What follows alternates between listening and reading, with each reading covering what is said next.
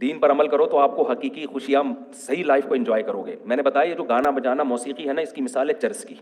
इसका वक्ती नशा होता है लेकिन देर पा इसके नताइज नहीं निकलते।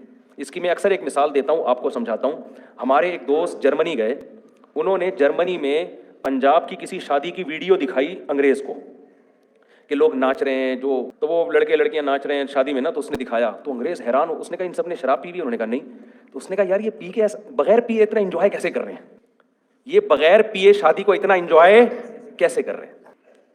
तो कह रहे मैं हैरान हो गया यार, ये क्या बात है अजीब सी, बगैर पिए एंजॉय कर रहे हैं।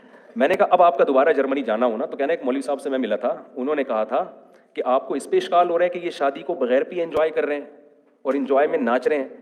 हम आपको ऐसे लोगों से मिलाएंगे जो बगैर नाचे एंजॉय करते हैं। उनको पीने की नहीं, नाचने की भी जरूरत नहीं है। तो जो आदमी अपने आप को मौसीकी की धुनों पे सेट कर लेता है, अब उसको मौसीकी से खुशी नहीं होती, मौसीकी ना मिलने से डिप्रेशन में जाता है वो।